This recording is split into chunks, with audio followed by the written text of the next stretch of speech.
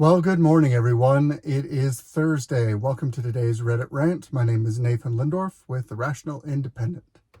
For today's article, Reddit directs us to ProPublica, and an article that I thought was particularly interesting to contrast with yesterday's article regarding the Wisconsin Supreme Court election.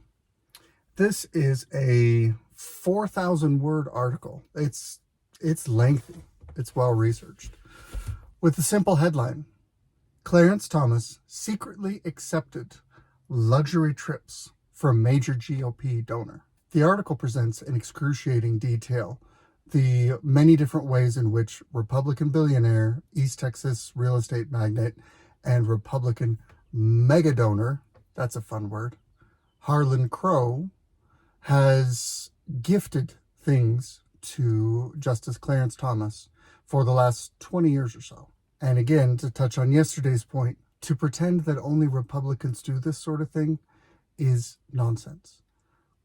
Just for kicks and giggles, just to dig in, just to scratch the surface and give you a summary of some of the things gifted to Justice Thomas and his wife. We have private jets, which I guess there's a jet owned by Harlan Crow.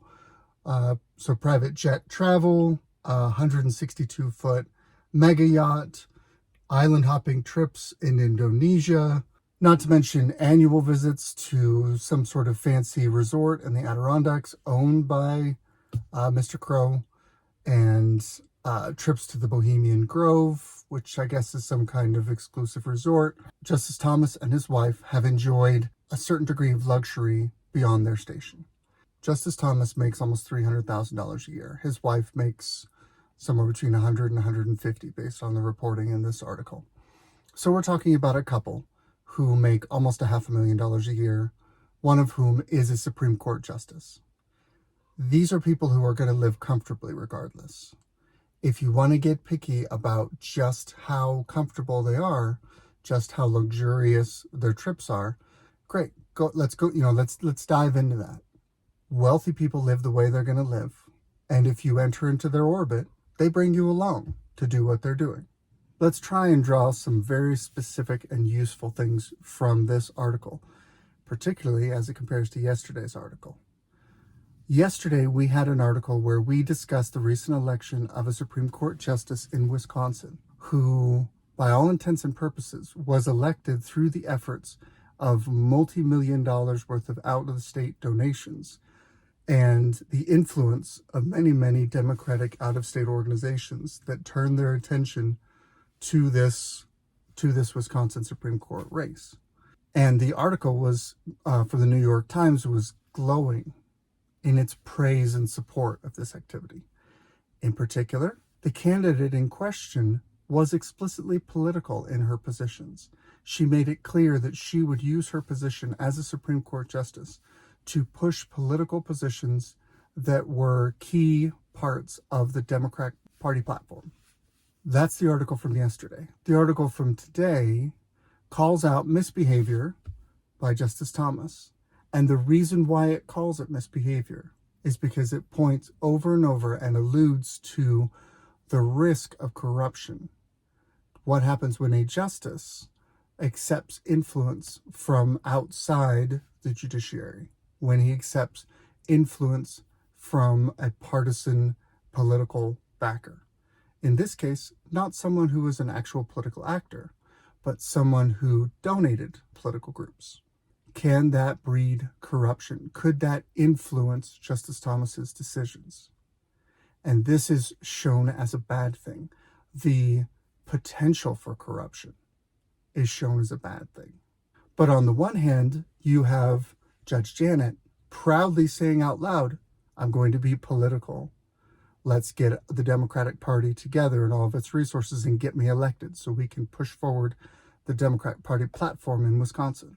And on the other hand, you have, look at all of this stuff that's happened, all of these gifts that have been given that might influence Justice Thomas, so that's bad. The easy conclusion to draw is hypocrisy. I heard something interesting on Tim Pool recently that makes me look at this a little differently, so let's explore it. It's not hypocrisy.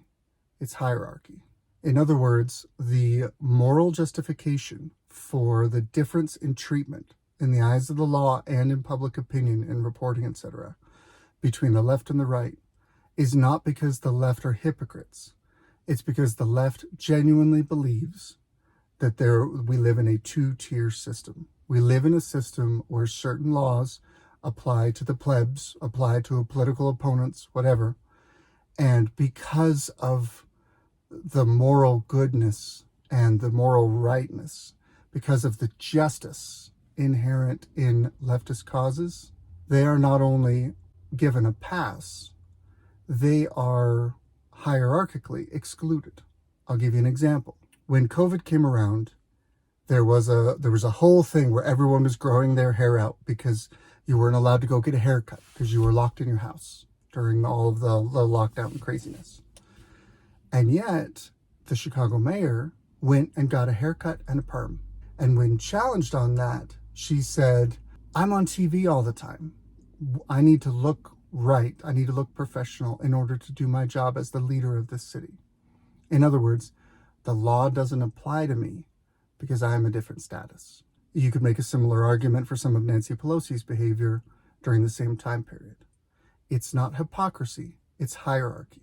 They know that they're not keeping the same standard of behavior, and they're not ashamed about it because they don't think that it applies to them. Secondly, personal politics out there. I love Justice Thomas. I love the way he thinks. I love his philosophy of originalism. I believe that is the closest fit to what a Supreme Court justice should do, which is to read the text and interpret the text as closely as possible, as originally intended. If the text does not line up with current politics, with current beliefs, if the culture has shifted, then it is on the legislature and the executive and the people to amend the Constitution to reflect those changes. And then Supreme Court justices can continue their original job, which is to interpret the text as written. Now that it's changed, they can interpret it as it is written. That's how you adjust things in a constitutional republic. That is the duty of the justice system, of the judiciary. If you don't like what the text says, change it. This is why I have trouble with gun control. Gun control gets a lot of people fired up. I've had several people that I've heard discuss it and say, well, we make you get a license in order to drive a car. So it makes sense then. You should have a license. You should be able to show some competency or, pass certain checks in order to own a firearm. If you hold them in isolation, just comparing these two, that logic is correct. However, one of these things has a clause in the Constitution that says the right of the people to keep and bear arms shall not be infringed. The government is not allowed to interfere with private ownership of firearms.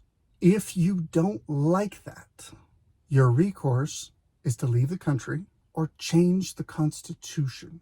All of these extra constitutional regulations that wrap up the issue of private firearm ownership and usage are frankly unconstitutional because the Constitution is clear. The language is clear. If you don't like that, change it. And if you can't change it, you need to accept the fact that your opinion, your subjective reality, doesn't make you God or king. You don't get to push that on everybody else. You have to recognize that sometimes, no matter how strongly you feel something, if you can't persuade the people to go along with you, you might be in the wrong. Or you might simply need to recognize that your influence is constrained. Everyone's influence is constrained in a certain way. Otherwise, we wouldn't live in a free society. We'd live in a tyranny. I love Justice Thomas's judicial philosophy. I love much of the reasoning that he includes in his decisions. I'm not a Supreme Court nerd. I can't quote stuff to you, but generally speaking, when I read what he's written, I find myself agreeing with it, both on the facts of what we're discussing, as well as on the rationale and the reasoning that he uses to come to his conclusions. That being said, I can see both sides of the argument when it comes to disclosure. There are disclosure regulations for the federal judiciary for every justice below the Supreme Court.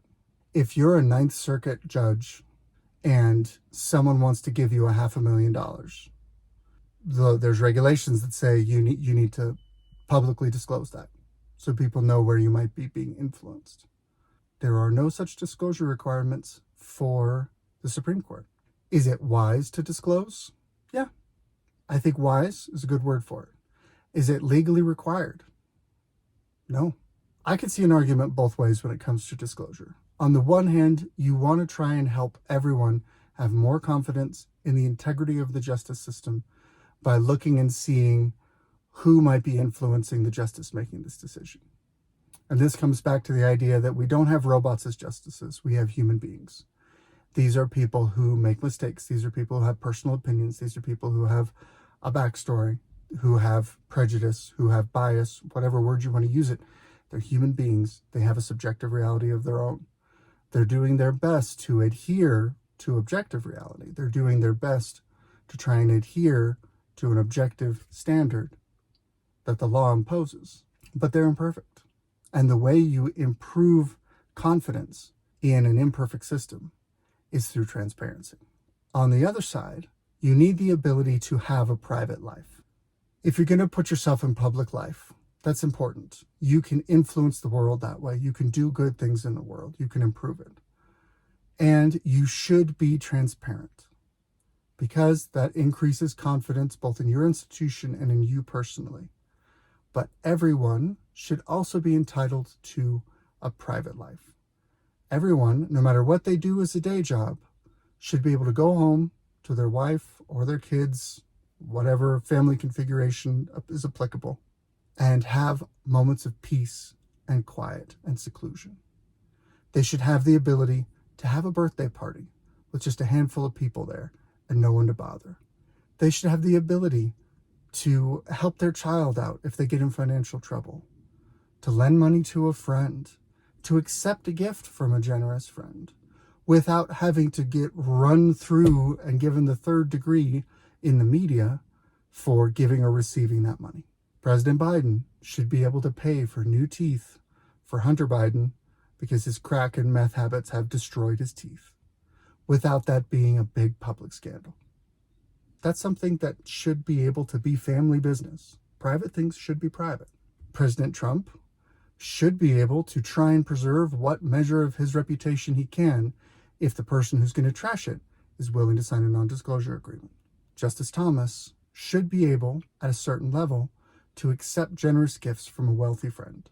How do you draw the line as a society between things that help you have a private life and things that breed corruption and should be brought to light? That's the dividing line. How do you split that baby? Because if you sign up for public office, if you have to disclose every detail of your life, if you have to provide receipts for, I went to a dinner party with friends, I brought a bottle of wine, I had the steak, my wife had the fish, I tipped the waitress $27. Like, it's ridiculous. At the same time, if you are given a 9-day cruise on a privately owned super yacht by someone who's a political partisan who wants to put his thumb on the scale, and while you're sunbathing mention, hey, you know that issue that might be coming up to your court? It would be great if you could start thinking about some reasoning as to why it would be good if the decision went this way. That's a real risk. That's corruption. Now, the irony in all of this, as we're talking about President Trump and Justice Thomas and all of the different ways their private lives might have implied bias and corruption, you have on the left Judge Janet, who is openly, proudly proclaiming to the glowing support of the New York Times, hey, look what I did, and it worked, so it must be a good thing. I'm going to go start changing the laws in Wisconsin to line up with Democratic Party policies. It's not necessarily hypocrisy. It may be hierarchy. And if we live in that kind of system, we're in trouble. That's my 3 cents today. I've run very long. I'll try and trim it down if I can. Thank you all for your time and attention. I appreciate all the comments. I appreciate the likes. I really appreciate subscribers and followers. I'm trying to build the channel. Thank you all for your time and attention. Thank you for your willingness to listen to me. I appreciate it. Drop a like if you liked the video. Drop a comment if you didn't. I'd love to talk to you, especially if you disagree. Have a wonderful day. Good luck out there.